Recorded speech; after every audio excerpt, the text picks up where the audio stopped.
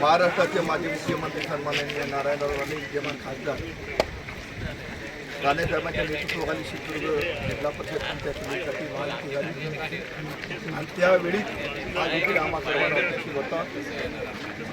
या जिल्ह्याचे पालकमंत्री आदरणीय नितीनजी राणे साहेब असतील, आमचे कुडाळमाळचे लोकप्रिय आमदार नितीनजी राणे असतील, सावंतवाडचे आमदार दीपकभाई केसरकर असतील, यांच्या नेतृत्वाखाली ही युती झाली आणि राणे साहेबांनी 1990 सालापासून ते कार्यकर्ते घडवलेले आहेत आणि दोन्ही पक्षामध्ये आमच्या महायुतीमध्ये शिवसेना असो अदर भाजप असो या दोन्ही पक्षामध्ये जे कार्यकर्ते जे मोठ्या संख्येने आहेत ते राणे साहेबांनी घडवलेलेच कार्यकर्ते या दोन्ही पक्षामध्ये कार्यरत आहेत.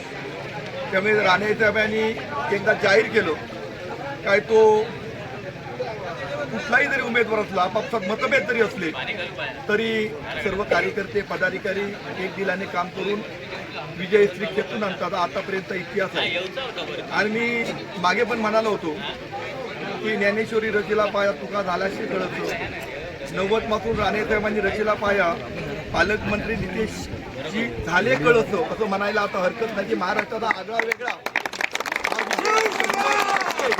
हा विजय आपण मिळवलेला आहे आणि हा विजय मिळवत असताना भारतीय जनता पक्षाचे प्रदेश अध्यक्ष रवींद्र चव्हाण साहेब यांचंही मला तो मार्गदर्शन होतं. आमचे संपर्क मंत्री उदयजी सामंत यांचं पण आम्हाला गोल मार्गदर्शन मिळालं.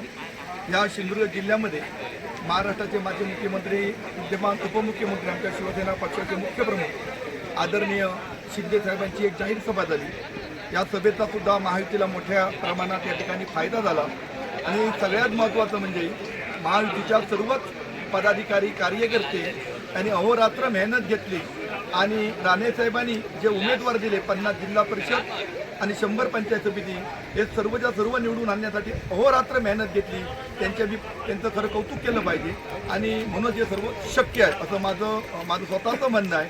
आणि कुडाळ मालवणमध्ये निलेशजींनी 11 सीट घेतलेल्या होत्या आणि पंचायत समितीच्या 18 घेतलेल्या होत्या. त्यापैकी 18च्या 18 पंचायत समिती आपण कुडाळ मालवणमध्ये निलेशजींच्या नेतृत्वाखाली आम्ही शिवसेनेने जिंकलो. 11पैकी 10 जिल्हा परिषद आम्ही जिंकलो. त्यामुळे जवळजवळ 99% जास्त आम्ही यश या कुडाळ मालवणमध्ये निलेशजी राणे यांच्या मार्गदर्शनाने आम्ही यश मिळवलं आणि हे सगळं यश मिळवण्यासाठी महायुतीच्या सर्व कार्यकर्त्यांचा सर्व पदाधिकाऱ्यांचं त्याच्यात मोलाचं सहकार्य होतं आणि सर्वांच्याच सहकार्यातून हे सर्व शक्य झालं असं माझं म्हणणं आहे.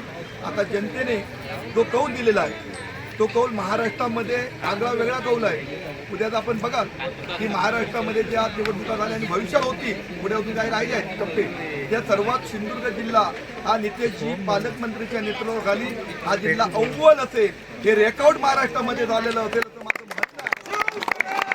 आम्हा सर्वात महायुतीच्या कार्यकर्त्यांना पदाधिकाऱ्यांचा आमचा आता भविष्यात मोठी जबाबदारी आहे की मतदान जो कौल दिला आहे त्यांची विकास कामे त्यांचे प्रश्न सोडवण्यासाठी आम्ही महायुतीचे सर्व पदाधिकारी आमचे आमदार आमचे पालकमंत्री आमचे खासदार आणि आमचे राज्यस्तरीय पक्षाचे सगळे नेते कटिबद्ध आहोत एवढं या प्रसंगी सांगतो आणि मतदारांचे आभार मानतो आणि भराडीचरणी प्रार्थना करतो की एवढं मोठं यश सन्माननीय राणे साहेबांच्या नेतृत्वाखाली आपण आम्हाला मिळवून दिलेलं आहे.